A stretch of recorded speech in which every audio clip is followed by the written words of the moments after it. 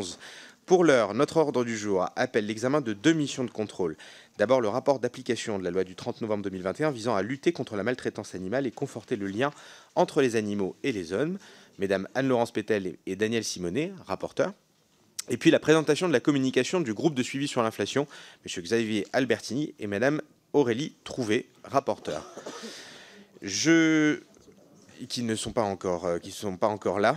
On aura une délégation donc de fonctionnaires parlementaires du Cambodge qui arrivera et qui viendra là-haut tout à l'heure. Donc ne soyez pas surpris que des personnes arrivent. Il s'agit de fonctionnaires du Cambodge en visite auprès de notre Assemblée.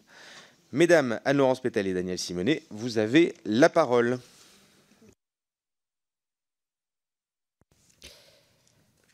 Monsieur le Président, Madame la co-rapporteure, cher Daniel, mes chers collègues, donc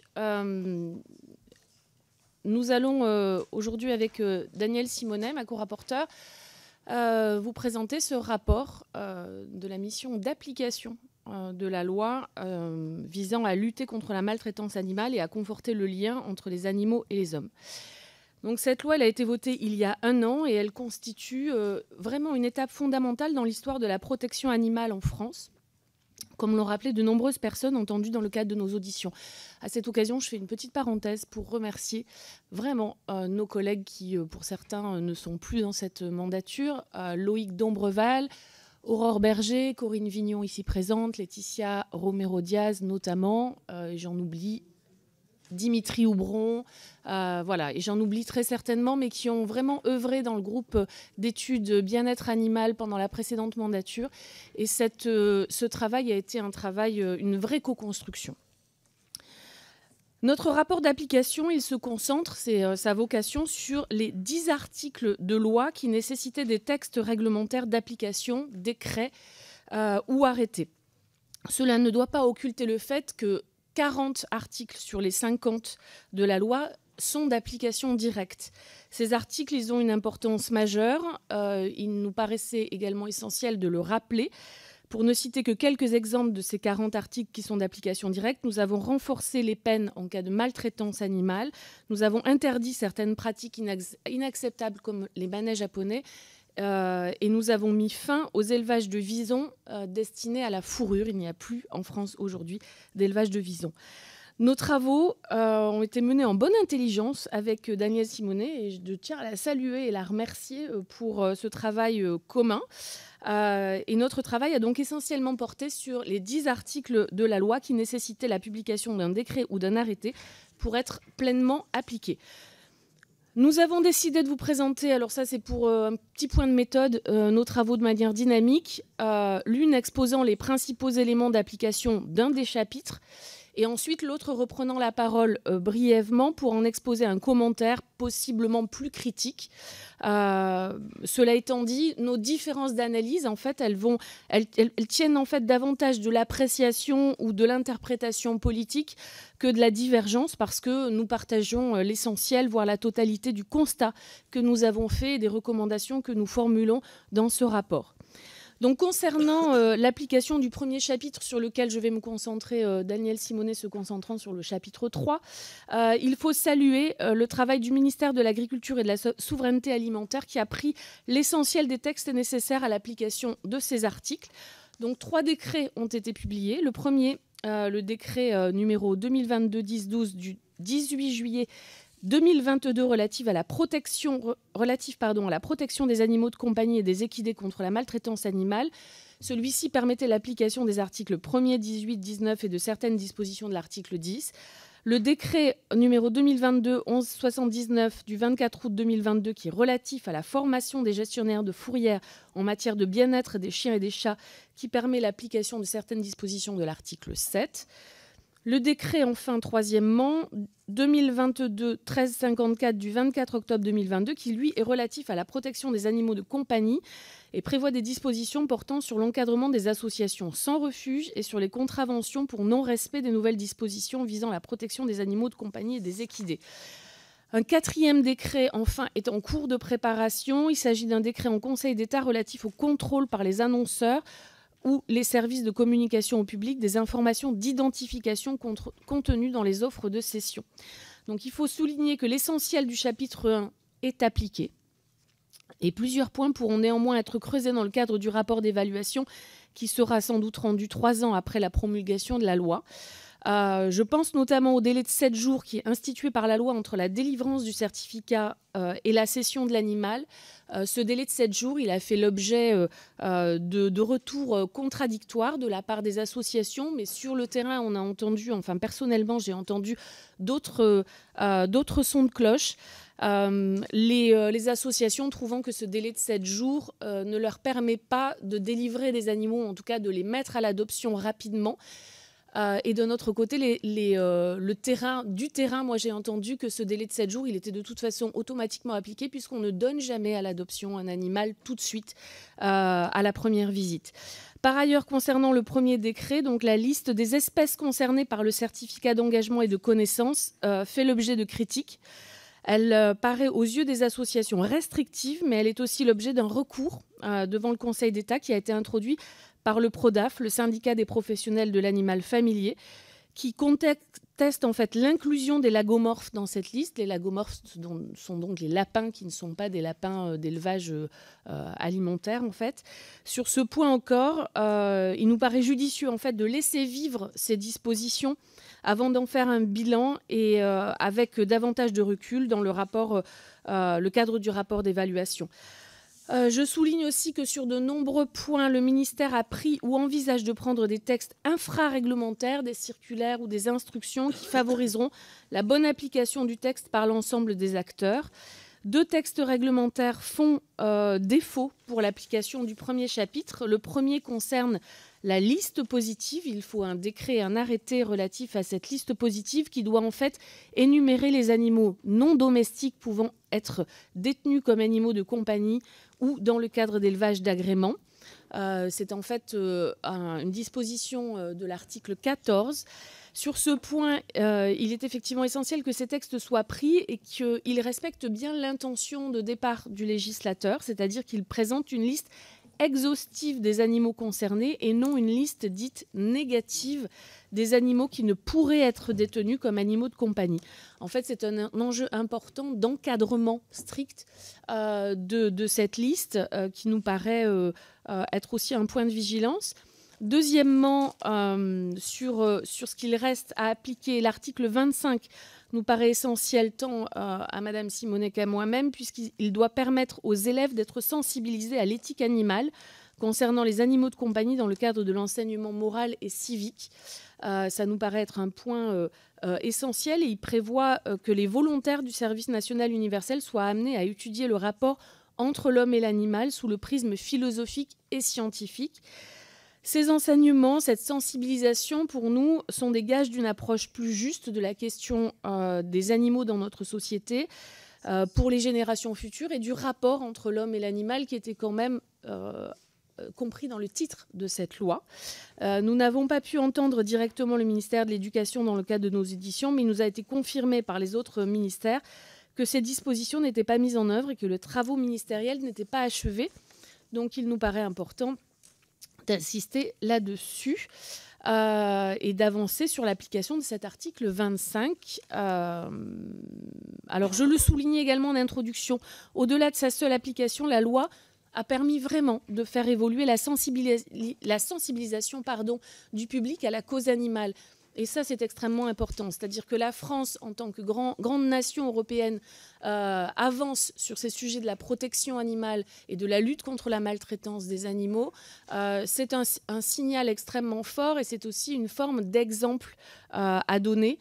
Le chapitre 2, qui est d'application directe, en renforçant les peines en cas de maltraitance animale et en les définissant avec davantage de précision, a contribué à ce mouvement de sensibilisation.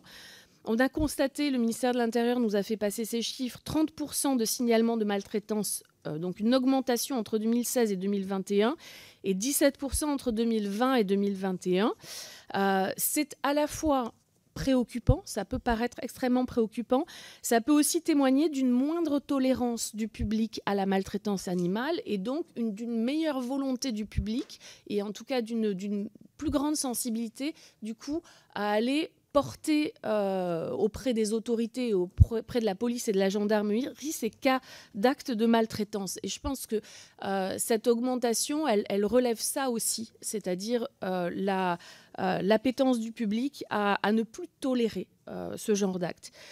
Il faut aussi se réjouir de la création annoncée fin octobre par Gérald Darmanin d'une brigade spécialisée dans la lutte contre la maltraitance animale avec 15 inspecteurs. On en parlera aussi, je crois que ma collègue en parlera. C'est une très bonne nouvelle parce que ça veut dire qu'on avance aussi du côté des ministères sur ce côté-là. La formation et la sensibilisation des magistrats et des forces de l'ordre est aujourd'hui primordiale pour la pleine effectivité de la loi. Dans notre rapport, nous insistons sur ce point et sur l'intérêt qu'il pourrait y avoir de la diffusion d'une circulaire ministérielle à l'ensemble de ces acteurs pour les sensibiliser aux nouvelles dispositions de la loi en la matière. Il y a aujourd'hui des formations également dans les universités sur le droit des animaux, et ça c'est une bonne nouvelle. Je vais maintenant passer la parole à Madame Simonet parce que nous avons convenu que chacune nous présenterions une partie du texte et nous en ferions chacune une critique respective. Voilà. Merci beaucoup. Madame Simonet, c'est à vous. Merci, Monsieur le Président. Merci, Anne-Laurence Pétel. Je tiens d'abord à remercier particulièrement Madame Diane Boucher, notre administratrice qui a organisé avec talent toutes les auditions, le travail, la rédaction de ce rapport. C'était vraiment précieux. Alors, certes, c'est une loi importante contre la maltraitance animale, mais qui est néanmoins sur un champ assez limité, puisque vous avez bien compris que dans cette loi adoptée l'an dernier, on n'aborde pas les questions d'agriculture, donc ni l'élevage intensif, ni le broyage des poussins, ni les abattoirs, ni la corrida. Néanmoins, cette loi, elle porte l'idée que l'on doit cesser de considérer les animaux comme des objets pouvant donner lieu à des achats compulsifs d'une part et donc des abandons, ou bien des objets de loisirs pour nous divertir. Et ça, c'est important de prendre date dans la façon dont on doit repenser notre rapport à la nature, au vivant, végétal et animal. Et donc, du point de vue de la protection animale, je pense qu'il y a dans cette loi cet élément qui est important. Néanmoins, tout le travail que nous avons eu à faire sur l'application, si on partage avec Anne-Laurence Pétel globalement les mêmes constats, je vais néanmoins apporter quelques nuances sur cette première partie. On ne peut que regretter notamment les nombreux retards qu'on a pu constater concernant la mise en œuvre des différentes dispositions, et beaucoup d'associations ont fait part d'une concertation défaillante ou très insuffisante. Alors, concernant la partie sur les dispositions sur les animaux domestiques, le délai de 7 jours requis par le certificat d'engagement et de connaissance pourrait mériter une exception pour les refuges associatifs, parce que cette disposition est beaucoup plus compliquée et sans doute moins nécessaire pour les refuges que pour les éleveurs et animaleries, puisque lorsqu'on démarche un refuge, eh bien on est dans une autre approche en termes de protection animale, et l'entièreté de l'activité du refuge vise à sensibiliser. Or, il y a des conséquences dans ce retard d'une semaine, des conséquences pour les refuges qui ont beaucoup de difficultés à avoir suffisamment de place quand ils doivent garder un animal. Du coup, une semaine de plus, eh bien, c'est une semaine en moins pour accueillir un nouvel animal. Surtout, les décrets d'application ajoutent pour les refuges la nécessité de tenir à jour, en l'actualisant tous les 3 mois, un certificat validé par un vétérinaire concernant l'état de santé de l'animal. Donc avoir en permanence un certificat à jour pour la cession et donc se rendre tous les 3 mois chez un vétérinaire, c'est un gouffre financier pour les associations, comme l'a pu le souligner la SPA, et pour lequel finalement l'État n'a pas prévu un centime de plus pour les refuges. Concernant la liste positive, donc la liste positive, c'est les animaux non domestiques qui sont autorisés comme animaux de compagnie. Comme a pu le rappeler Anne-Laurence Pétel, il est essentiel vraiment d'arriver à une liste positive et ne pas contourner la loi en la matière. Et il y a un retard énorme qui a été pris et qui est incompréhensible pour bon nombre d'acteurs engagés pour la protection animale. Par ailleurs, concernant les dispositions qui visent à permettre aux jeunes, via les programmes scolaires, le service national universel, d'être sensibilisés aux enjeux du bien-être animal, en vérité, on en est au point mort. C'est-à-dire que la loi, elle a été votée il y a 1 an, Et à notre connaissance, il n'y a pas eu une seule réunion entre les différents ministères et l'éducation nationale. Donc là, il y a vraiment un gros problème. Il faut insister sur la nécessité que les différents ministères concernés se coordonnent en une action volontariste. Et je souhaite aussi insister sur la proposition qu'on a inscrite dans le rapport avec Madame Pétel, c'est mettre en place des conventions avec des associations de protection animale, afin que des associations puissent être habilitées à venir dans les classes pour sensibiliser les plus jeunes, un petit peu par exemple sous le modèle de la lutte contre les LGBT-phobies, vous avez tout un tas d'associations qui sont habilitées, et donc les rectorats, les établissements scolaires peuvent les faire intervenir. Pour terminer, Madame Pétel a salué la création par le ministère de l'Intérieur d'une brigade de lutte contre la maltraitance animale. J'approuve. Mais on peut quand même regarder sérieusement les effectifs. Ils sont dérisoires, 15 agents affectés pour l'ensemble du territoire. Et donc permettez-moi d'avoir quelques doutes sur la volonté politique réelle d'agir contre la maltraitance animale au-delà de l'affichage, quand les effectifs et les moyens consacrés sont si réduits. Mais vous me direz, c'est un début, verre à moitié plein, verre à moitié vide. J'en reste là pour la première partie. Bien, Madame Pétel pour la deuxième partie, c'est ça? Non, c'est Madame Simonet, très bien. Donc voilà, là on inverse pour la deuxième partie. Excusez-moi, allez-y Madame Alors, donc maintenant on va passer au chapitre 3. Donc le chapitre 3, c'est sur l'application de ce chapitre. Ma tâche, en fait, elle est beaucoup plus facile que celle de Madame Pétel sur la partie avant, puisqu'en fait, si je dois énumérer les décrets, en fait, il n'y a aucun texte qui a été pris. Donc c'est rapide, je n'ai aucun décret à vous énumérer. Les dispositions dont nous parlons, certes, elles n'entrent en vigueur que dans plusieurs années. En 2028, pour l'interdiction de détention des animaux sauvages dans les cirques itinérants, je précise bien itinérants, il y avait donc une volonté dans la loi, et je pense que la mission d'évaluation dans 3 ans aura creusé cela, parce que quand même, on parle de la maltraitance animale que dans les cirques itinérants et pas dans les cirques fixes.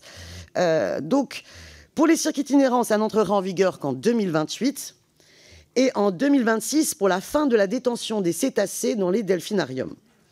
Alors, ces délais, il ne faudrait pas qu'ils créent l'illusion qu'on dispose d'un temps illimité. C'est vrai que ça peut paraître loin, 2028, 2026, mais l'application de ces dispositions exige des années de préparation, exigerait une réelle planification.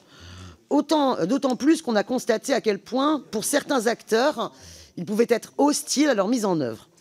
Alors, on est pour l'instant extrêmement loin d'être en mesure de garantir l'accueil des animaux, aujourd'hui des cirques, parce que les places en refuge identifiées sont très inférieures au nombre d'animaux à accueillir, et il n'existe pas, je le rappelle, de sanctuaire pour accueillir les cétacés.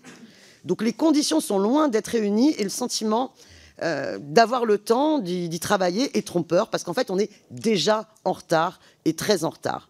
Alors, j'en profite pour insister sur un point, car on a été très frappés toutes les deux par un climat quand même d'extrême tension qui a pu régner à la fois dans l'adoption de la loi à l'époque et à la fois toujours dans son application. Et évidemment, pour nous, c'est important et il n'est pas acceptable que des fonctionnaires du ministère de la Transition écologique, dans le cadre des fonctions qu'ils exercent, soient l'objet de menaces, d'insultes ou de tentatives d'intimidation de la part de quelque acteur que ce soit. Et j'ajoute qu'il n'est pas non plus acceptable que des responsables d'associations de protection animale aient pu, sur ce débat sur les cirques sans animaux, subir des menaces de mort ou des harcèlements. Donc sachez qu'il y a eu des démarches en justice en cours. On appelle vraiment donc au calme, au rétablissement d'un dialogue constructif, d'un climat de travail serein. La loi elle a été votée, les interdictions prévues correspondent à la volonté du législateur. Il y a une demande sociétale forte. Et à ce sujet, je souhaite d'ailleurs souligner que nombre de cirques, et notamment les plus gros d'entre eux, tenant compte notamment des exigences du public, du respect du bien-être animal, ou ayant fait eux-mêmes leur démarche d'un point de vue philosophique, on a pu rencontrer M. Bouglione en la matière, beaucoup de cirques ont déjà opéré une transition sans attendre l'expiration des délais prévus par la loi et organisent déjà des spectacles sans animaux. Plusieurs éléments me font craindre néanmoins que l'application de la loi soit défaillante. Tout d'abord, même les décrets et arrêtés jugés prioritaires n'ont pas été pris. Je pense notamment à l'arrêté fixant la composition, l'organisation et le fonctionnement de la Commission nationale consultative pour la faune sauvage captive. Or, ça aurait dû être fait dans les premiers mois après l'adoption de la loi. Il me semble important que la composition ne soit pas, comme l'ont déploré certains acteurs suite aux premières concertations, déséquilibrée aux dépens des associations de protection animale et des refuges. Si on met en place cette commission sur la faune sauvage, eh bien, il faut absolument que celles et ceux qui vont avoir à gérer l'accueil des animaux ne soient pas sous-représentés. Il me semble par ailleurs essentiel que des personnes qui auraient été condamnées pour maltraitance animale, par exemple, ou harcèlement, ne puissent pas y siéger. Il me semble extrêmement important. Il existe en outre un réel problème de recensement des animaux détenus dans les cirques. Vous avez un fichier IFAP qui est supposé en établir la liste exhaustive, mais les chiffres qui en sont issus font état d'environ 400 animaux. Et ces estimations sont par ailleurs, sachez, chers collègues, contestées de toutes parts, alors à la fois par les associations, mais aussi par les professionnels du cirque, qui nous l'ont carrément franchement dit, et aussi par des représentants de parcs zoologiques. L'autorisation de poursuivre la reproduction 2 ans après la promulgation de la loi, selon Mme Pétel et moi-même, était une erreur. C'était une disposition qui avait été rajoutée par le Sénat, si je ne m'abuse. Or, les conséquences vont être catastrophiques, parce que si pendant 2 ans, vous continuez à permettre la reproduction, non seulement elle se poursuit, mais en fait, selon les acteurs du terrain, elle est en train en ce moment de s'intensifier, ce qui pose un double problème, parce que cette disposition va compliquer grandement l'application de la loi, puisque ça va être de nature à augmenter le nombre d'animaux à devoir accueillir en refuge, puisqu'il manque cruellement de place, mais ces naissances nourrissent potentiellement les trafics. Alors, le ministère a choisi de faire coïncider la parution des textes d'application et les plans de soutien aux circassiens et aux refuges, d'où un retard dans la publication des décrets selon le ministère. Mais avec ma co-rapporteure, on partage un désaccord avec ce récit-là, notamment sur la répartition du coût des crédits prévus. Parce que d'un côté, vous avez... Non, on n'a pas un désaccord entre nous, mais un désaccord vis-à-vis du ministère sur la façon dont les crédits sont répartis. Parce que d'un côté, vous avez 35 millions d'euros sur 3 ans qui ont été prévus pour l'accompagnement des cirques, et de l'autre, pour l'instant, à peine 4,3 millions d'euros pour le moment pour les refuges. Alors, les fonds qui ne sont destinés par ailleurs pour les refuges qu'aux travaux de dépenses d'investissement et non aux dépenses de fonctionnement. Alors, certes, il y a un appel à manifestation d'intérêt, il y a d'autres appels à manifestation d'intérêt qui vont suivre, mais aujourd'hui, on n'a absolument pas d'informations sur l'enveloppe globale qui sera allouée aux refuges. Or, normalement, la première préoccupation de la loi protection animale qui décide d'interdire les cirques itinérants avec animaux, c'est donc de mettre les animaux dans les refuges. Donc, on doit réaffirmer avec Mme Pétel que ce déséquilibre dans la répartition des aides nous semble contre-productif et qu'il faut soutenir davantage les refuges sous peine de les mettre en difficulté, puisqu'ils reposent pour l'instant surtout sur les donations. Et donc, il est essentiel qu'il y ait des subventions, pas simplement en investissement, mais aussi en fonctionnement, puisqu'ils se débrouillent pour l'instant sur des fonds privés pour assumer tous les besoins fondamentaux, nourriture, masse salariale. Ce n'est pas acceptable parce que ces dépenses découlent de l'application de la loi, donc de la volonté du législateur. Et c'est une menace pour la viabilité financière des refuges, dont les fonds sont limités. Il est également essentiel de s'assurer que les cirques qui décideraient de se fixer, donc de cesser d'être itinérants, eh bien, répondent aux mêmes exigences que les parcs zoologiques actuellement soumis à l'arrêté du 25 mars 2004. Puisque les cirques itinérants avec animaux sauvages peuvent décider de garder leurs animaux en étant fixes. Mais il faut absolument que les conditions de vie des animaux ne soient pas plus défavorables que dans les parcs zoologiques. Et donc là, il y a vraiment un point d'alerte pour qu'il n'y ait pas de tentative de leur accorder une dérogation en la matière. Dernier point d'alerte, le fait que ces interdictions soient assorties de possibilités d'y déroger par voie réglementaire poserait de graves difficultés. Il est en effet prévu qu'un décret au Conseil d'État précise les conditions dans lesquelles le ministre chargé de la protection de la nature peut déroger aux interdictions prévues à compter de leur entrée en vigueur, lorsqu'il n'existe pas de capacité d'accueil favorable à la satisfaction du bien-être pour les animaux de cirque. Or, en l'état actuel des capacités d'accueil, tous les acteurs considèrent comme insuffisantes, je le répète. Vous comprendrez aisément les inquiétudes que suscite cette possibilité de déroger. Par ailleurs, concernant l'interdiction de la détention des cétacés dans les delphinariums, une dérogation est déjà également possible, prévue dans la loi, dans le cadre de programmes scientifiques. C'est-à-dire que dans la loi, il est dit à la fois interdiction des cétacés et des spectacles avec dauphins et orques dans les delphinariums, sauf si le delphinarium est engagé dans des travaux de recherche. Bon, autant vous dire que, de fait, les 2 delphinariums qui détiennent des cétacés ont actuellement des programmes scientifiques. Et en l'absence de sanctuaire, on imagine bien qu'on ne va rien changer et que l'esprit de la loi ne va absolument pas être appliqué. J'imagine que vous me comprenez. Donc, non seulement il y a vraiment là un risque d'inapplication de la loi, mais se pose la question qui contrôle les travaux scientifiques dans ces delphinariums.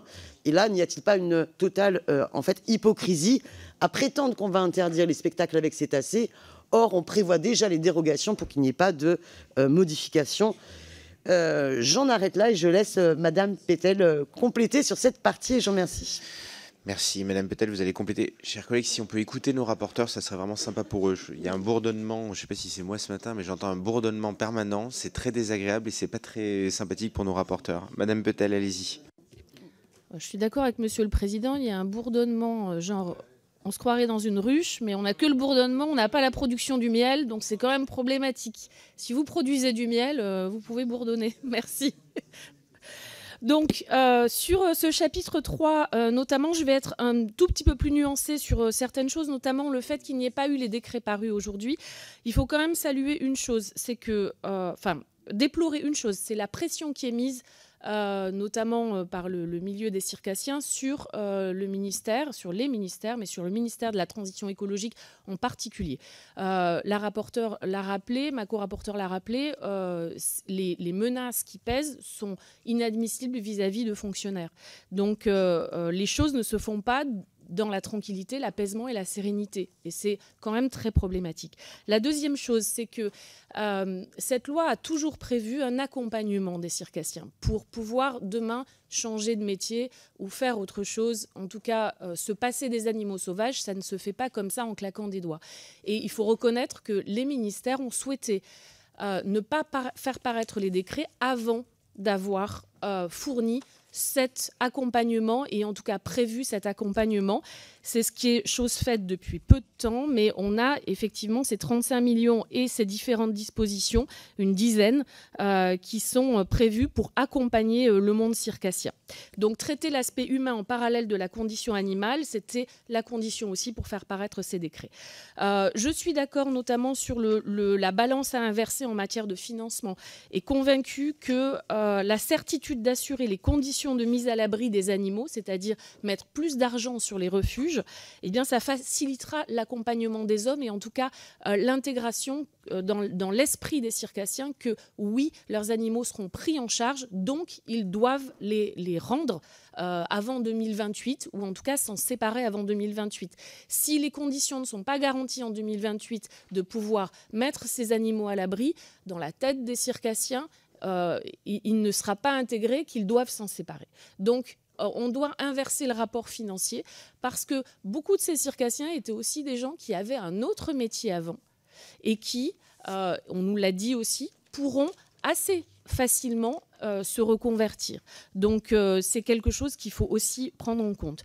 Là, le travail est colossal. Le travail à faire est colossal, je tiens quand même à le souligner parce que l'interdiction est aujourd'hui posée de ces animaux sauvages dans les cirques et dans les delphinariums, mais toutefois, il n'existe pas de sanctuaire pour animaux marins aujourd'hui, en tout cas en France. Il n'existe pas un nombre de refuges capable d'absorber le nombre d'animaux. On parle à minima de 300 félins, par exemple. Et on ne s'arrête pas qu'aux félins. Il y a 5 éléphants, il y a toute une litanie d'animaux à prendre en charge.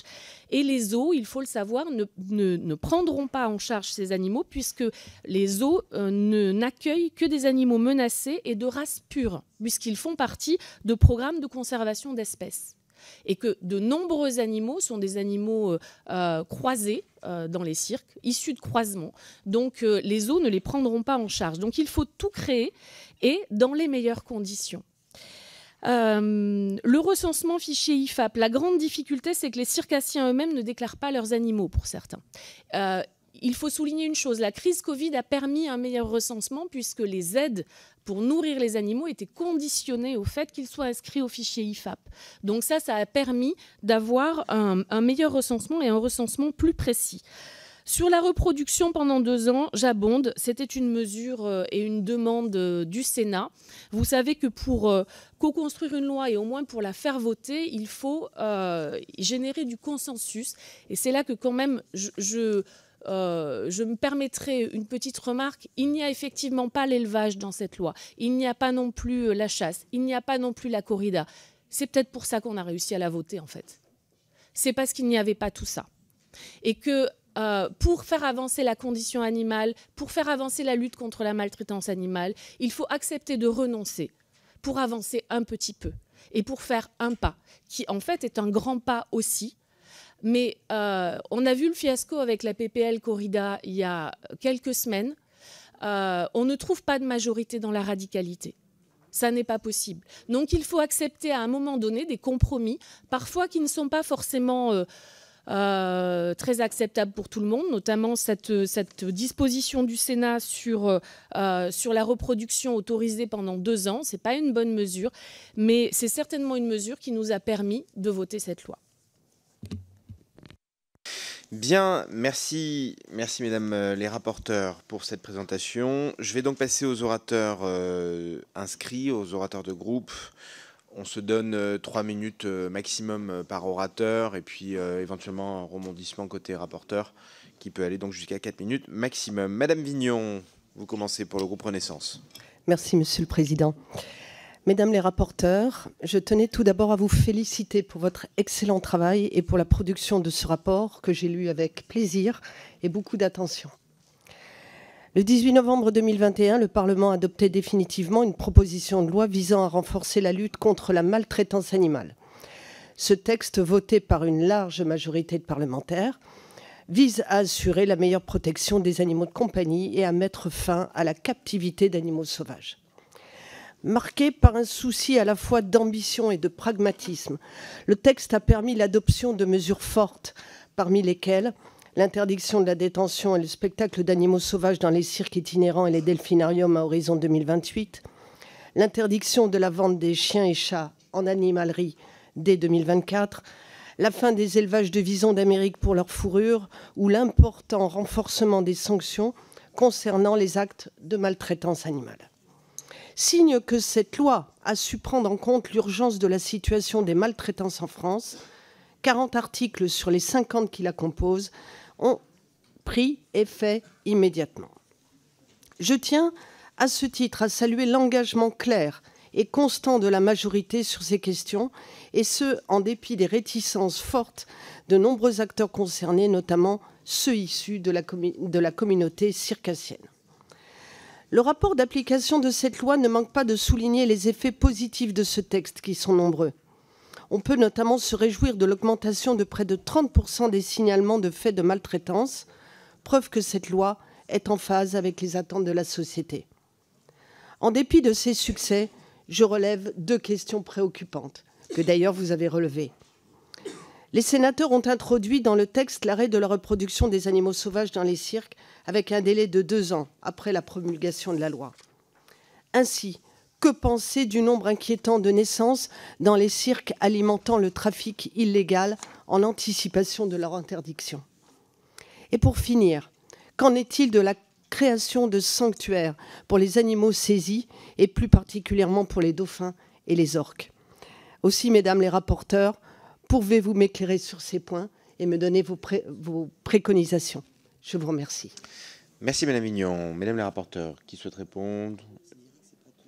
Oui. Si vous le souhaitez, hein, vous n'êtes pas obligé. Hein. Merci.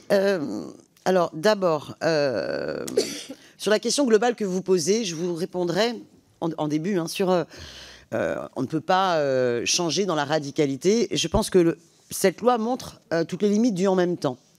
C'est-à-dire qu'on ne peut pas dans une loi dire on veut interdire les cirques avec animaux sauvages, mais en même temps, on limite ça à l'itinérance, mais en même temps, on ne donne pas de moyens pour les refuges.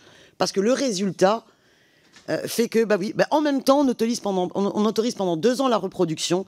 Et donc le discours affiché qui était de dire non, les animaux en captivité n'ont pas à être nos objets de loisirs, et au nom de la protection animale, il faut que ça cesse, eh bien on permet que ça perdure. Le plus hypocrite est sur la question des delphinariums. C'est-à-dire, allez, grande avancée pour la protection animale, on interdit les delphinariums et spectacles avec cétacés, mais concrètement, dans les faits, tel que c'est écrit, rien ne changera. Rien ne changera parce que les 2 delphinariums, s'ils sont engagés dans des travaux de recherche, la loi prévoit qu'ils peuvent déroger à cette interdiction. Donc, de fait, les 2 sont engagés dans les travaux de recherche et donc dérogeront à cette interdiction. Et en plus, ils peuvent d'autant plus le faire en bonne conscience puisqu'il n'est pas prévu de créer 2 sanctuaires et il n'est pas prévu, du coup, d'accueillir les dauphins et les orques. Merci beaucoup. Je vous laisserai rebondir tout à l'heure éventuellement. Ou alors juste un mot, allez-y. Juste pour dire que le ministère a lancé une étude pour la création de sanctuaires, justement, pour les cétacés, puisqu'en France, il est quand même possible d'accueillir certains cétacés. Elle n'a pas commencé l'étude, mais elle souhaite, ça nous a été dit, hein, donc je répercute juste ce qui nous a été dit par le ministère de la Transition écologique, c'est le souhait de lancer cette étude pour la création d'un sanctuaire. On nous a aussi dit, et ça c'est plutôt la fédération, l'association des zoos, que beaucoup de sanctuaires dans le monde, en fait, connaissent des mortalités d'animaux. Donc c'est pas si simple que ça de mettre des animaux dans des sanctuaires. Bien, merci beaucoup. Madame Grangier pour le groupe Rassemblement National.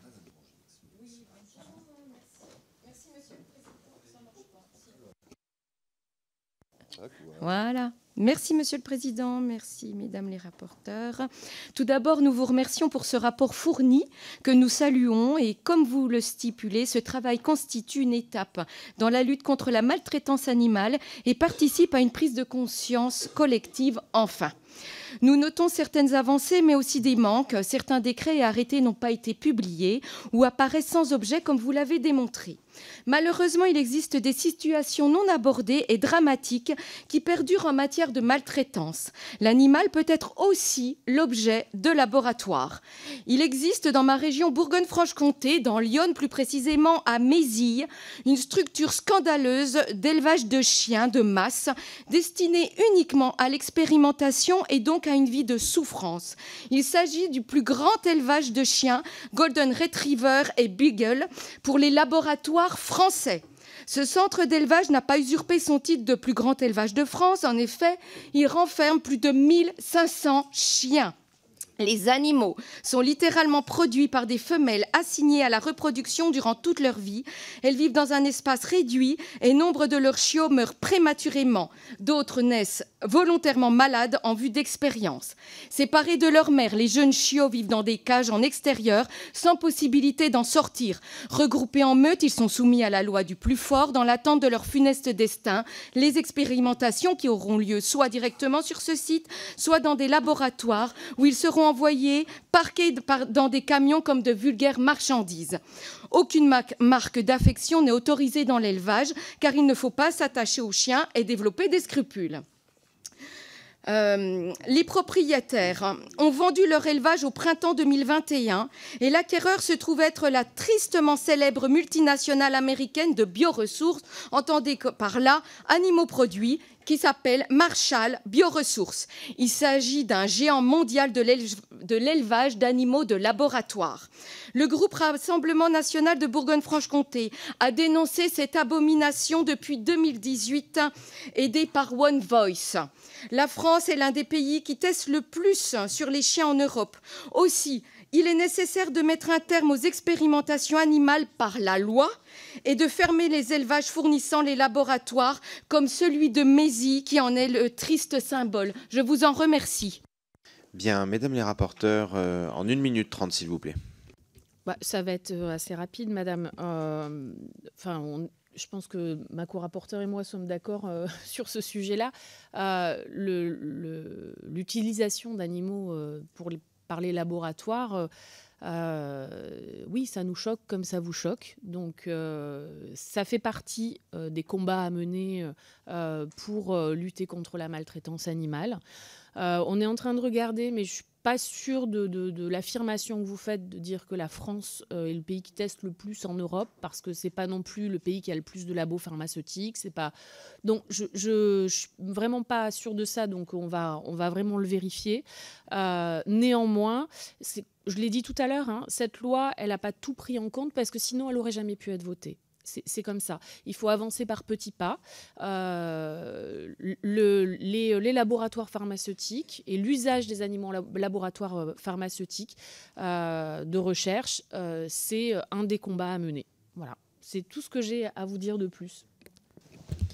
Madame Simonet, vous souhaitez rebondir vite fait?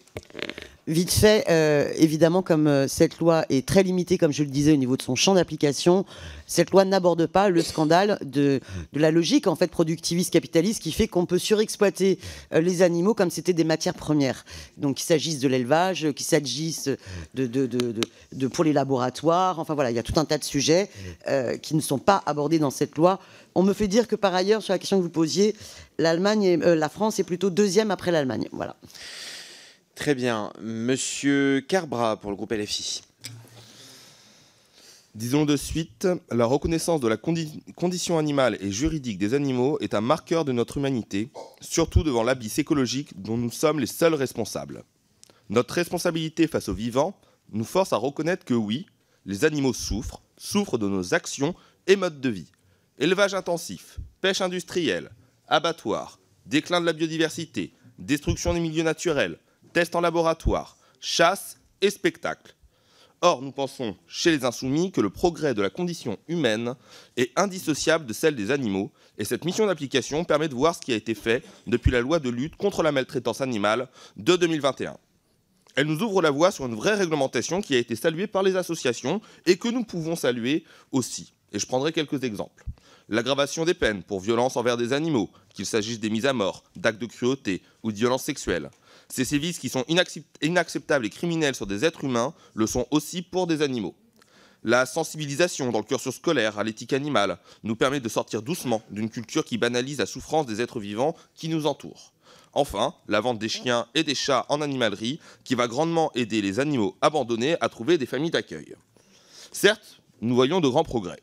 Mais encore faut-il que toute la loi soit appliquée, qu'une vraie volonté politique soit là. L'interdiction des élevages de visons. Cela ne concerne qu'un élevage en frange et ne résout pas le problème de la fourrure, puisque d'une part, les lapins ne sont pas protégés, et d'autre part, en interdisant la production, mais pas le commerce de fourrure, vous ne faites que déplacer le problème. L'interdiction des cirques de cétacés et de dauphins, sur lequel nous sommes beaucoup revenus par la présence de dérogations scientifiques qui fait qu'il y a les 2 plus grands delphinariums de France qui resteront ouverts. Et ce qu'on peut quand même se demander, c'est que le courage est à géométrie variable quand on voit la violence avec laquelle certains de nos collègues se sont opposés à la proposition de loi pour interdire la corrida. Mais le centre du sujet de ce rapport, c'est la question du cirque. En effet, il est nécessaire de prévoir le placement des centaines d'animaux sauvages détenus alors qu'on ne dispose pas d'un fichier fiable et que nombre de cirques sont farouchement opposés à la loi. Mais sans doute, le cirque était plus facile à toucher que la chasse, la corrida ou l'élevage. Et il y a une question des moyens. 35 millions d'euros pour les cirques contre 4,3 millions d'euros pour les refuges. C'est David contre Goliath, alors que la loi est du côté de Goliath, du côté de David, excusez-moi. Enfin, la question du placement de tous les animaux qui ne peuvent retourner à l'état sauvage facilement nécessite de développer des sanctuaires viables. Et c'est là notre grande question. Quels sont les moyens que l'État va mettre en place pour pouvoir assurer le placement de tous ces animaux et éviter la revente dans un système capitaliste à l'étranger, faisant en fait un grand commerce d'animaux à travers le pays. Et je finis juste sur la phrase de Louis Michel. Au fond de ma révolte contre l'effort, je trouve plus loin qu'il me souvienne l'horreur des tortures infligées aux bêtes. Merci beaucoup. Mesdames les rapporteurs, en 1 minute. Oui, en 1 minute, très très rapidement. on partage effectivement votre sensibilité sur le sujet. On a quand même, je le rappelle, 40 articles qui sont d'application directe. Donc c'est une loi qui aujourd'hui, il reste 10 dispositions qui sont soit en cours d'application, soit à faire appliquer avec des délais à 2024-2028. Sur le commerce de la fourrure, moi j'ai envie de vous dire, c'est aussi aux citoyens d'être sensibilisés sur le sujet. Non, mais c'est réel. Et aujourd'hui, vous avez des entreprises qui, du coup, n'utilisent plus de fourrure animale ou n'utilisent plus de plumes et de duvet de plumage à vif parce que les citoyens ne le veulent pas. Sur les cétacés, on a cette problématique. Donc, il y aura effectivement fin des spectacles, mais on est en train de penser, puisque c'est très difficile ensuite de réintroduire des orques. Aujourd'hui, on n'a pas réussi. On ne peut pas juste une seconde de plus Et puis sur l'AMI, donc l'appel à manifestation d'intérêt avec les 10 propositions du ministère. Vous parliez en introduction du progrès de la condition humaine et de la condition animale. Pour les cirques, c'est exactement ce que fait le ministère, c'est-à-dire accompagner les humains avec une aide à la transition économique, une aide à la vie associative des cirques, une aide à l'accompagnement, à la création de structures fixes, etc. Il y a 10 items sur lesquels il y a un accompagnement. Merci. Madame Simonet, ça vous va si je vous donne la prochaine réponse ou vous souhaitez rebondir maintenant comme vous... Très rapide. Allez-y. Je répondis surtout. Oui, sur la question, mais je vais essayer d'être très rapide. Sur la question des fourrures, oui, on voit bien qu'il faudrait pas simplement interdire la production, l'élevage en France, mais au moins ça a été fait, mais se poser la question du protectionnisme écologique pour véritablement agir concrètement. Sur la question des cirques, je voudrais préciser que le cirque d'hiver, la compagnie Alexis Grus, le cirque Arlette Grus, le cirque d'André-Joseph Bouglione, par exemple, sont déjà des cirques sans animaux sauvages, sans avoir besoin de financement, d'accompagnement de l'État. Donc c'est tout à fait possible. Voilà pourquoi il faut que les moyens aillent d'abord au refuge. Et je cite Louise Michel à mon tour, en espérant l'avoir de mémoire, plus l'homme est féroce envers la bête, plus il est soumis envers la main qui le frappe. Bien. Madame Blin pour le groupe Les Républicains et après Mesdames les rapporteurs, si peut-être l'une, vous pouvez peut-être alterner les réponses d'un orateur à l'autre, histoire qu'on puisse accélérer. J'essaye. Madame Blin, c'est à vous. Merci Monsieur le Président. Écoutez, je constate qu'à l'occasion de ce travail d'examen de l'application de la loi, il y a toujours autant de passion, toujours autant d'irrationalité. Et malheureusement, même si je salue que effectivement votre travail a été intelligemment mené, il a quand même fonctionné en circuit fermé. Et je vous le dis parce que j'ai participé, alors vous ne l'avez pas noté dans vos propos liminaires, mais j'ai participé à un certain nombre d'auditions que vous avez menées dans un timing et un calendrier très serré. Mais j'ai souhaité effectivement participer aussi au retour d'un certain nombre d'acteurs de ces domaines en rapport avec les animaux pour voir leur appréciation de cette loi. Et quand je revois et je relis la liste des auditions qui ont été menées, et j'avais eu ce sentiment déjà au moment des auditions, vous avez un parti pris, mesdames les rapporteurs. Et vous l'avez dit dans vos propos liminaires, vous avez un parti pris. La loi maltraitance animale de 2021 est un marchepied pour aller beaucoup plus loin. Madame le rapporteur Simonet l'a précisé dans ses propos. Et aujourd'hui, vous n'avez malheureusement pas, dans votre travail, analysé véritablement au fond les décrets exécutifs qui doivent être pris conformément à l'esprit du législateur, mais aussi conformément aux intérêts qui sont en jeu. Et dans la liste des auditions, il y a beaucoup d'auditions, beaucoup trop d'auditions pro-défense du bien-être animal, anti-maltraitance. Et je considère quand même que pour faire un travail équilibré, il eût été utile d'auditionner, je vous en ai fait la suggestion, des éleveurs professionnels, des éleveurs amateurs, et d'élargir aussi le champ des circassiens. Alors, 2 points. Sur la question des circassiens, un certain nombre de remontées, parce que j'ai fait aussi ce travail en parallèle du terrain, démontrent que si l'interdiction aura lieu en 2028, il y a aujourd'hui, très concrètement pour les circassiens, des difficultés sur le territoire à exercer leur profession.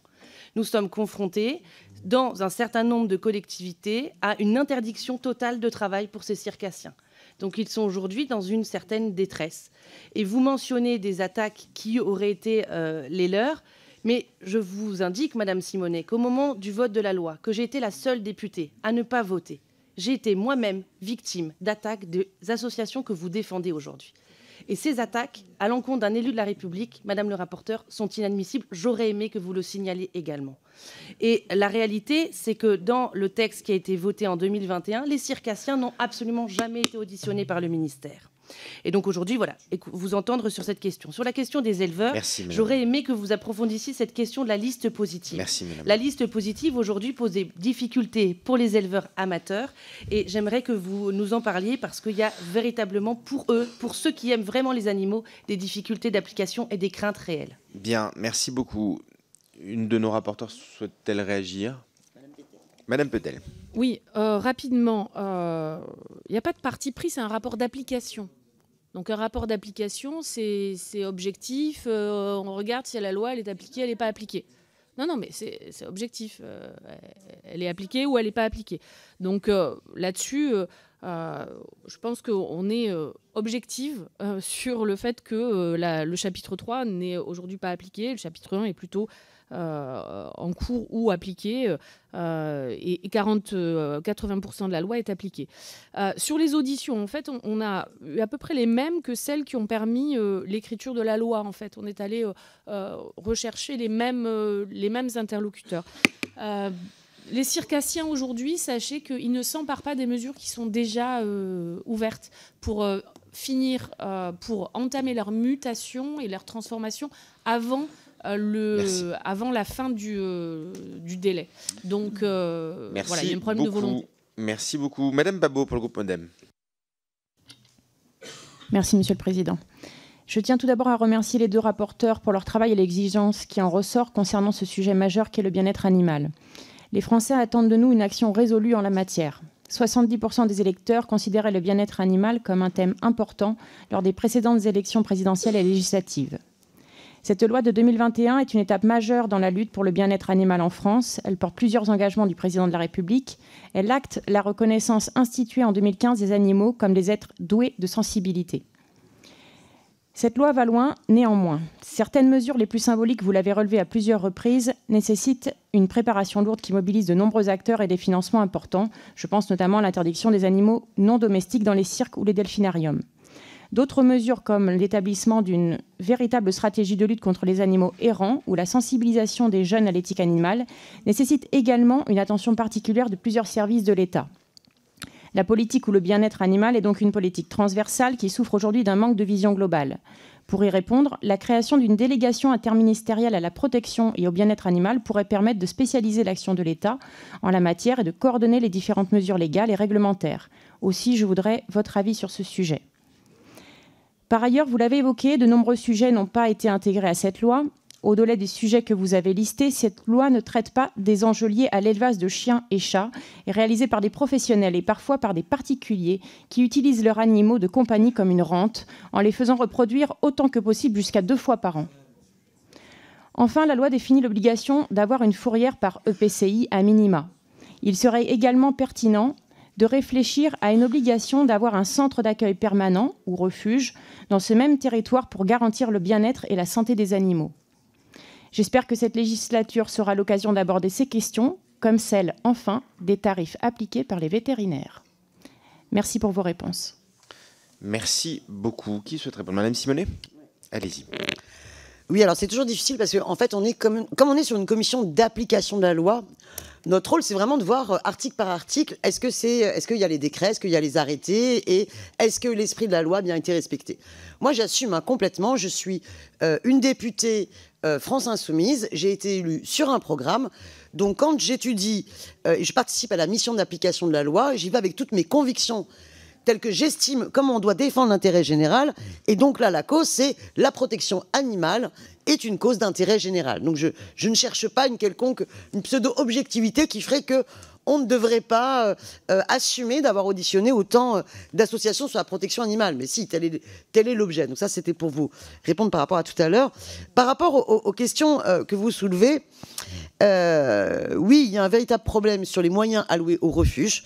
On voit une absence de planification Et se pose la question de la volonté gouvernementale véritablement de faire en sorte que les refuges puissent jouer son rôle, parce que c'est bien gentil de dire il va falloir que les animaux sauvages sortent des cirques et aillent dans les refuges. Si on ne donne pas les moyens aux refuges de pouvoir les accueillir, c'est hypocrite. Sur la problématique des animaux errants, et notamment des chats errants en ville, on voit aussi là qu'il y a du retard, à la fois pour essayer de voir quelles sont les collectivités qui se sont engagées dans ces démarches-là, et quels sont aussi, je pense, les moyens que l'État devrait allouer aux collectivités pour qu'il y ait une véritable politique dans chaque commune sur à la fois la qu'on appelle ça, ça y est, j'oublie mon terme, pour les chats, pour limiter la prolifération, la stérilisation des chats, qui est très coûteux pour les communes et pour les associations. Et aujourd'hui, en l'absence de moyens fléchés, je crains qu'il y ait peu de choses. Sur la question de l'élevage, évidemment, ça n'est pas dans le texte de loi. Or, c'est un véritable problème et qu'il faudrait limiter. Également, sur la question des vétérinaires, on a des fois, parfois, l'impression qu'il y a un peu un lobby et qui ont peur un peu. Les associations ont regretté que de demander notamment le certificat régulier tous les 6 mois pour un refuge, c'était vraiment très coûteux en frais de vétérinaire. Merci beaucoup, Monsieur Naillet, pour le groupe socialiste. Merci, Monsieur le Président. Quelques mots d'abord pour saluer la qualité du rapport. Quelques mots également pour dire que cette loi, même si elle est incomplète, est quand même un progrès, puisque ça a été rappelé par les uns et par les autres. Son objet, c'est de réduire la maltraitance animale et bien sûr de tendre vers une société, si je puis dire, où le respect de toutes les formes des vivants, de toutes les formes de vivants deviennent une réalité. Moi, je voudrais simplement attirer l'attention de nos rapporteurs sur 2 points. D'abord, sur la liste positive, si j'ai bien compris aujourd'hui, elle n'est pas complètement, si j'utilise ce mot, elle n'est pas complètement définie, complétée, et c'est extrêmement important, puisque je rappelle quand même que la liste positive, c'est l'encadrement des animaux domestiques qu'un particulier peut avoir chez lui. Donc c'est extrêmement important si on veut réduire la maltraitance animale et surtout également pour réduire le trafic d'animaux, parce que c'est pas suffisamment souligné, mais le trafic d'animaux est important et il est aussi condamnable que le trafic d'armes ou de drogue. Ça, c'est le premier point sur lequel je voulais attirer votre attention. Le deuxième point, c'est vous dire que l'errance animale est un vrai problème. Sur un territoire comme La Réunion, ce n'est pas seulement un problème, c'est un fléau, puisque derrière l'errance animale, il y a des attaques de temps en temps contre des personnes physiques, ce qui est toujours regrettable, mais surtout contre des élevages d'ovins, de bovins, de volailles. Et quand je dis des élevages, je rassure les uns et les autres, chez moi à La Réunion, ce sont de petits élevages. Donc, quels sont les moyens que l'État, et là je partage ce qu'a dit Madame Simonet, est-ce qu'on a une réflexion pour que l'État demain puisse accompagner, mieux soutenir les intercommunalités sur ce problème-là? Merci. Merci beaucoup. Qui souhaite répondre? Madame Petel, Madame Simonet. Oui, donc juste un principe sur la liste positive énumérant les animaux non domestiques pouvant être détenus comme animaux de compagnie. Aujourd'hui, on a le décret et l'arrêté ministériel qui étaient attendus pour l'application de cet article. Donc c'est encore en cours. Ces 2 textes réglementaires, ils sont du ressort du ministère de la Transition écologique. Ils n'ont pas été publiés pour le moment. On achoppe donc sur les animaux, le type d'animaux qu'il y aura dans cette liste. Et il y a des discussions encore entre les associations et le ministère. Pour ce qui est de l'errance animale, effectivement, ça relève plus des collectivités. J'ai, dans une vie antérieure, travaillé dans une collectivité qui avait une fourrière équine, par exemple, et qui n'avait pas besoin que l'État lui flèche des moyens pour ouvrir une fourrière équine. Je pense que c'est aussi un problème dont les collectivités, les élus locaux doivent s'emparer. Et oui, certes, ça a un coût, mais comme tout a un coût, de faire un gymnase, d'avoir des écoles, de faire un festival, voilà. Maintenant, il y a des dotations de l'État, il y a des recettes, les collectivités, elles ont des recettes fiscales qui augmentent, entre nous soit dit. Donc, je pars du principe que l'État n'a pas à tout faire, que les collectivités ont aussi leur part à prendre, et elles ont les moyens. Elles ont les moyens parce que certaines le font, madame. Certaines le font. Alors pourquoi d'autres ne le font pas? À un moment donné, c'est une histoire de choix politique. C'est soit on est... Si, c'est une histoire de choix politique. Mais après, c'est philosophiquement et idéologiquement, on ne tombera pas d'accord là-dessus, ni avec ma collègue Simonet, même si on s'est bien entendu sur ce rapport d'application, sur le rôle de l'État à un moment donné. Moi, je juge que chacun est responsable, le citoyen dans son acte d'achat, au niveau de la fourrure animale par exemple, les collectivités dans les choix qu'elles ont à faire sur la lutte ou pas contre la maltraitance animale et le fait d'avoir des fourrières équines ou pas sur leur commune. Merci beaucoup. Monsieur Benoît pour le groupe Horizon. Merci Monsieur le Président. Cette loi de la lutte contre la maltraitance animale, loi de 2021, elle s'inscrit dans le prolongement de la loi de 2015, en effet, qui veut que les animaux sont des êtres vivants doués de sensibilité. Je pense qu'à partir de ce constat qui est inscrit dans le marbre, dans la loi, il y a une prise de conscience collective chez nous en France sur cette question de la sensibilité des animaux. Et pour celui qui a des animaux et qui vit avec les animaux, que ce soit des animaux d'ailleurs de compagnie, des animaux de travail comme les chiens de troupeau ou les chevaux de trait, ou même les animaux d'élevage destinés soit à la production laitière ou à la boucherie, en effet, les animaux sont sensibles. Et à partir de là, eh bien, il est très bien que le législateur s'empare de ce sujet et propose des améliorations. Alors la loi de lutte contre la maltraitance animale, on voit bien qu'il est difficile de passer de l'intention et de la théorie, ça c'est ce qu'on vit dans les hémicycles de l'Assemblée nationale ou du Sénat, à la pratique, c'est-à-dire le terrain et à l'application de la loi.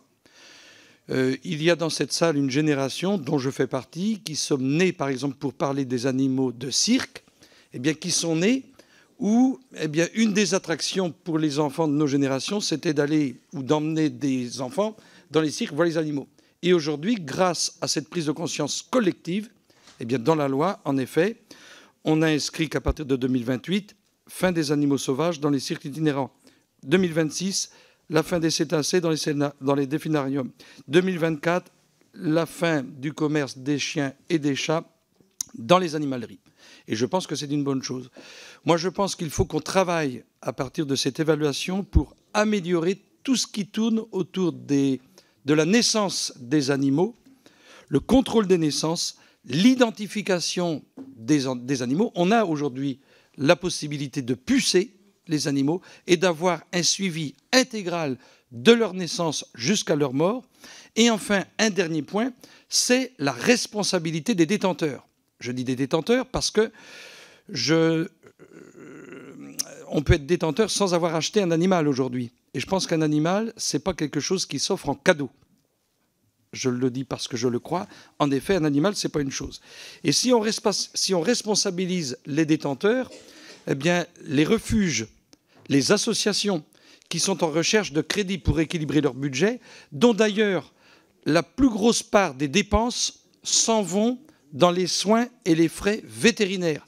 Parce que malheureusement, lorsque vous accueillez des animaux qui sont abandonnés, la première chose qu'il y a à faire, c'est leur apporter des soins et donc il y a des frais vétérinaires.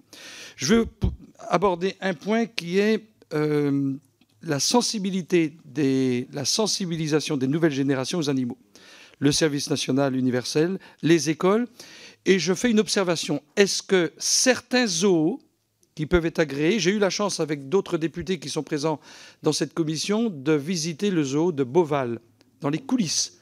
Et là, nous avons vu des animaux qui sont respectés, qui sont aimés et qui sont soignés. Et un zoo comme le zoo de Beauval peut avoir l'agrément pour être, je dirais, promoteur, sensibilisateur des animaux domestiques pour une part, mais sauvages aussi, qui sont en captivité. Je vous remercie. Merci, Madame Simonet. Oui, alors, je partage votre propos quand vous dites de l'intention à la pratique, il y a souvent un énorme gap. Et je pense que c'est aussi le problème de l'absence de planification. Quand on a une volonté politique, ça veut dire qu'il faut organiser, planifier la politique. Et c'est ça, je pense, qui fait défaut. Et le gap énorme, et ça a été dit par différentes associations, on a le sentiment qu'à 6 mois des élections, il y a eu une loi qui a été adoptée qui montrait des engagements sur la protection animale, mais qu'entre-temps, les choses n'ont pas suffisamment ou très insuffisamment suivi. C'est mon propos, et je sais que on ne le partage pas forcément de cette manière-là. Mais sauf que quand on regarde concrètement, on finit par le partager. Parce que vous avez parlé, par exemple, de l'enjeu de pucer les animaux, d'avoir un véritable suivi. Eh bien, sachez que la DDPP, les directions départementales de protection des populations, devraient être en capacité, à chaque fois qu'il y a un cirque avec animaux qui arrivent quelque part, de pouvoir contrôler. On devrait d'ores et déjà avoir une liste IFAP. On n'en a pas. On laisse les animaux se reproduire. On n'est pas capable de vérifier ceux qui partent en trafic à l'étranger. Enfin, je veux dire... et par contre, dernière petite chose sur le zoo de Beauval. Le zoo de Beauval reste néanmoins un zoo où vous avez de la captivité d'animaux sauvages et qui ne relève pas pour tous les animaux d'une nécessité dans la préservation de la biodiversité. Ils ne peuvent pas être refuge pour accueillir les animaux de cirque parce que nous ne sommes pas sur les mêmes types de populations. Merci beaucoup. Nous passons à Monsieur Fournier, groupe écologiste. Merci, Monsieur le Président, Mesdames les rapporteurs. D'abord, vous féliciter pour ce travail très utile, parce que c'est souvent dans les conditions d'application de la loi que le diable se cache. L'intention législative peut être claire, mais la mise en application peut poser de véritables difficultés. Alors, cette loi est une loi importante sur le long chemin juridique de la reconnaissance de la souffrance animale ou de l'amélioration de la condition animale. Dans cette loi, contribue positivement et ça a été rappelé par plusieurs de mes collègues, mais le chemin n'est pas terminé. Le chemin n'est pas terminé d'abord parce qu'il y a des sujets qui n'ont pas été intégrés dans cette loi, ça a été rappelé. Je pourrais parler évidemment de la question de l'élevage, je pourrais parler des zoos, je pourrais parler des cirques non itinérants qui ont été exclus de la loi, et puis je pourrais parler du statut des animaux d'une façon générale, puisque aujourd'hui dans notre droit, c'est mi-chose, mi-personne. C'est-à-dire à la fois un être sensible, mais en même temps considéré comme un bien. Et donc on reste dans des logiques juridiques, et où évidemment nous militons pour un travail profond sur la personnalité juridique de la nature et des animaux. Il y a plein de variantes possibles dans ce sujet. C'est un sujet passionnant, complexe, mais absolument indispensable si on veut continuer de protéger le vivant et de protéger les animaux. Sur le rapport que vous avez émis, moi j'ai 3 questions à vous soumettre. Une première concerne ce que l'on appelle les élevages d'agrément, pour lesquels il n'y a pas de définition juridique aujourd'hui, et pourtant ils font partie, ils sont concernés par la liste positive qui aujourd'hui n'existe pas et n'est pas à l'œuvre. Et donc du coup, quelle définition pour ces élevages d'agrément? Il y a un flou et il y a une absence de clarté, pas de décret, pas d'arrêté sur le sujet. Le deuxième élément concerne les élevages privés d'animaux non domestiques. Il n'y a là, de ce point de vue, non plus pas d'arrêté ni de décret et ni de chiffre officiel. Et donc j'aimerais savoir si vous avez, par vos auditions, eu connaissance et un état des lieux sur le sujet. Et puis le troisième, vous avez évoqué, et c'est un sujet important, l'interdiction des animaux non domestiques dans les cirques itinérants et dans les delphinariums. Vous avez parlé des mesures d'accompagnement, mesures financières. Moi, j'aimerais savoir, c'est comment s'organise le suivi. Est-ce que vous avez pu percevoir ça dès la naissance? Et puis, une fois l'interdiction, qu'est-ce qui se passera après pour ces animaux? Et comment s'organise très concrètement ce suivi? Qui est autour de la table? De quelle manière? Si vous avez pu le percevoir, moi, je serais intéressé d'avoir des éléments là-dessus. Merci. Bien, Madame Petel. Alors, juste rapidement, sur l'évolution du statut des animaux, évidemment que c'est certainement un travail à poursuivre. Et moi, je me réjouis du fait, par exemple, que de nombreuses universités aujourd'hui travaillent autour de ces sujets du statut de l'animal et du droit des animaux. Et très certainement qu'on peut collectivement, et peut-être dans le groupe d'études conditions et bien-être animal qui vient d'être créé, travailler autour de ce sujet. Sur les élevages d'agrément et les élevages privés non domestiques, c'est un sujet qu'on a peut-être moins abordé, mais la liste positive, en fait, la problématique de cette liste positive qui aujourd'hui n'a pas encore atterri, et des décrets arrêtés qui n'ont pas été pris, fait que les discussions qui sont en cours traitent de ce sujet de l'élevage d'agrément, mais on peut en rediscuter. Il y a très certainement une définition beaucoup plus clair à établir.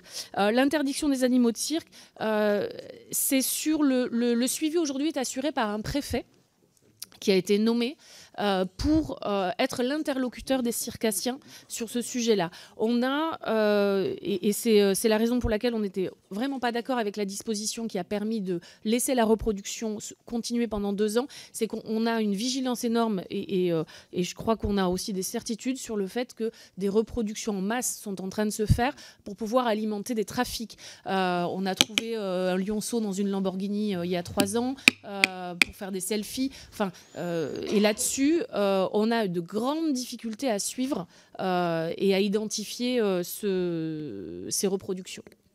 Bien, j'ai qu'une seule demande de question individuelle. Monsieur Vigier, Monsieur Delépino ensuite. N'hésitez pas à lever la main que je vous note. Monsieur Vigier, allez-y. Oui, merci Monsieur le Président, Mesdames la rapporteure, bravo et merci pour votre travail. J'ai une question très technique. Si j'ai bien noté que l'essentiel des textes réglementaires pour l'application du chapitre 1er de la loi ont été publiés et, comme vous l'avez dit, sont sur le point de l'être, vous soulignez cependant dans votre rapport que l'application de certains articles du chapitre 2, notamment relatifs au renforcement des peines en cas de maltraitance animale, dépendra de la publication des textes réglementaires non explicitement prévus par la loi. Aussi, je souhaite dans cette perspective, je crois qu'il est indispensable que l'ensemble des acteurs concernés soient accompagnés dans le cadre des évolutions normatives à l'œuvre. Aussi, très clairement, pouvez-vous nous dire si cet accompagnement est suffisamment efficace et quelles pourraient être vos préconisations sur le sujet? Je vous remercie. Merci, Monsieur Delépino. Oui, tout d'abord une observation. Généralement, quand l'homme maltraite l'animal, il maltraite l'homme aussi. Deuxième observation, cette loi ressemble furieusement à un cheval de Troie de l'antispécisme. Et là, j'en arrive à ma question. Si, vous pouvez admettre qu'on ne soit pas totalement d'accord avec vous, mais on reprendra date dans 10 ans. Vous avez évoqué le sort des cétacés. Première observation, généralement, les soignants de ces grands animaux marins ont une affection indéfectible pour ces animaux, donc on ne peut pas parler de maltraitance à ce niveau-là. Et je pense que la loi aujourd'hui qui nous fixe normalement une échéance assez brève concernant la détention dans les delphinariums ne tient pas compte du fait que ces animaux sont devenus en fait des animaux entre guillemets domestiques, puisque sans l'homme, ils ne peuvent plus, je dirais, subvenir à leurs besoins. Donc envisager de les réintroduire dans un espace naturel, puisque soyons honnêtes, vous n'allez pas les faire passer d'un bassin à l'autre, risque de porter atteinte justement à leur possibilité d'une fin de vie normale. Je n'ai pas d'autres demandes de questions individuelles. Je vais proposer donc à nos 2 rapporteurs de conclure. Allez-y. Alors, Monsieur Vigier, je pense qu'il y a mal donne sur le chapitre. C'est le chapitre 2 d'application directe. Donc, c'est plutôt le chapitre 3 qui concernait donc Daniel Simonet. Je vais peut-être lui laisser l'occasion de répondre. C'était sur les cirques, votre question d'accompagnement, c'est ça? Il y a une dizaine d'items d'accompagnement prévus par le MTE qui viennent de sortir, notamment une aide à la transition économique de 100 000 euros par cirque, une aide à la vie associative des cirques, ministère de la Culture, un accompagnement à la création de structures fixes de 400 000 euros sur 3 ans, une reconversion professionnelle de 100 000 euros par capacitaire, une aide à la mise au repos pour les refuges de 150 000 euros par cirque, une aide au nourrissage, etc. On a une dizaine d'items et un préfet qui a été nommé pour être l'intermédiaire avec les circassiens et travailler avec eux. Ensuite, Monsieur Delépino, je pense que si cette loi avait été antispéciste, les sénateurs ne l'auraient pas votée. Or, les sénateurs l'ont votée. Je voudrais quand même préciser, pour répondre à une question précédente, que ce sont les sénateurs qui nous ont fait retirer de la loi le fait qu'il fallait faire des campagnes de stérilisation dans les collectivités. Et je pense qu'il faudra le faire, vraiment. Et les cétacés qui ne peuvent pas vivre sans l'homme, bien évidemment, quand ils naissent dans des bassins, ils ne peuvent pas être réintroduits dans la nature. La réintroduction est extrêmement difficile pour les animaux sauvages. Elle est aussi extrêmement coûteuse. Donc les sanctuaires non plus ne sont pas forcément un idéal à poursuivre. Néanmoins, il est noté dans la loi qu'il est possible de transformer en fait les centres aujourd'hui. Il y en a 2 en France qui détiennent, il y a Planète Sauvage d'un côté et il y a le Marineland de l'autre côté, qui détiennent ces animaux. Ils ne pourront plus faire de spectacle avec ces animaux, qu'on soit bien d'accord.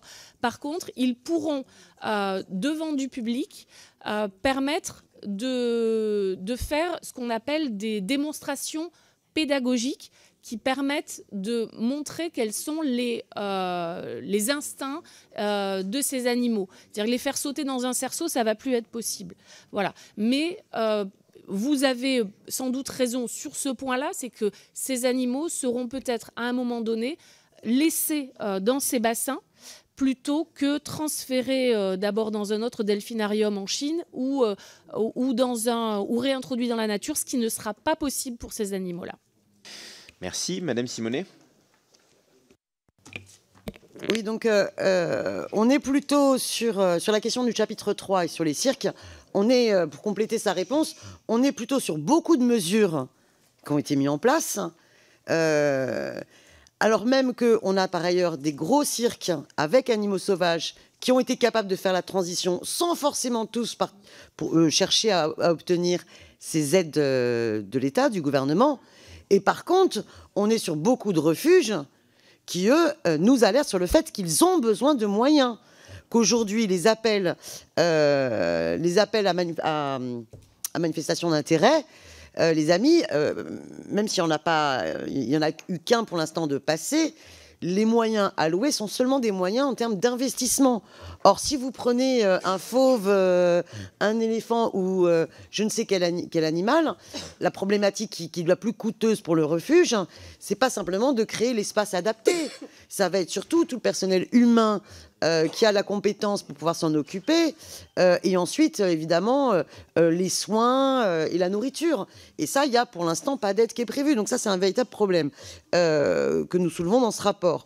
Ensuite, sur la question de la maltraitance des cétacés dans les delphinariums, arrêtons de considérer que maltraitance il y a de façon intentionnelle de ceux qui s'occupent des animaux. Et ça, c'était justement intéressant au niveau des rencontres. La rencontre avec M. Bouglione qui a fait pendant des années cirque avec animaux sauvages. Il nous dit, mais moi j'ai toujours aimé mes animaux. Et puis tout d'un coup, quand j'ai eu un animal qui a eu un problème de paralysie et qui était malheureux de ne pas pouvoir faire son spectacle, j'ai compris qu'il y avait un truc qui dysfonctionnait complètement. Et qu'en fait, cet animal, je le faisais souffrir, non pas intentionnellement, mais parce que la raison d'être de cet animal sauvage n'était pas de faire ce que je lui demandais de faire par conditionnement oppressant. Et donc, vous avez par ailleurs aussi des problématiques spécifiques sur lesquelles les travaux de recherche avancent, y compris les cétacés. L'eau n'est pas leur eau d'éléments naturels. Les associations nous ont parlé de problèmes de cétacés qui avaient besoin d'être alimentés en eau potable parce qu'ils se desséchaient dans leur bassin. Donc il n'y a pas forcément une problématique intentionnelle. Donc vraiment, je pense qu'il faut changer notre regard sur les animaux. Oui, ce sont des êtres sensibles. On doit cesser de les considérer comme des objets de la matière ou des objets de loisirs. Ce rapport-là, différent, il faut l'avoir. Et pourtant, dans mon cheminement écologiste et sur la question de la protection animale, eh bien, je ne suis pas antispéciste. Et tant mieux, par ailleurs, si la réflexion des militants antispécistes nous amène aussi à avoir ce regard autre sur le respect du vivant, végétal comme animal. Bien, Madame Petel, 10 secondes. Oui, c'est pour abonder sur la mutation des cirques et la transformation. La relation à l'animal, elle a profondément changé dans la société. On n'est pas effectivement obligé d'être antispéciste pour qu'elle change. Et si les sénateurs ont réussi à voter cette loi, c'est parce qu'eux aussi ont compris que la société évoluait. Je voudrais juste reciter Bouglione, parce que quand on l'a interrogé, c'était extrêmement intéressant de voir à quel point des cirques peuvent aussi prendre conscience que des cirques sans animaux, ça existe, et que la vraie condition de l'animal, c'est d'être dans son milieu naturel. Très clairement, il nous a dit, on n'est plus dans les années 30, c'est plus Tarzan. Ben voilà, je pense que ça résumait un peu la façon dont on doit envisager le rapport entre l'homme et l'animal. On n'est plus dans les années 30 et c'est plus Tarzan. Bien, mesdames les rapporteurs, merci pour votre travail et merci d'avoir parlé avec passion de ce sujet. J'en profite pour saluer tous les bénévoles et ceux qui travaillent à La Tanière à Chartres et qui accueillent des animaux de cirque et que d'ailleurs Luc Lamiro connaît bien. Restez, mesdames les rapporteurs, il faut qu'on vote. Donc, qui accueillent des animaux de cirque, des animaux de laboratoire, des animaux maltraités, des élevages illégaux. C'est un formidable travail qui est fait par beaucoup de monde et donc on sera heureux avec Luc Lamiro de vous accueillir en Eure-et-Loire si vous souhaitez visiter. Bien sûr, Monsieur Fournier, beaucoup de choses se passent en Eure-et-Loire Évidemment, je soumets au vote de la commission l'autorisation de publier le rapport d'information. Qui est pour? Qui est contre? Très bien, donc je donne l'autorisation de publier le rapport d'information.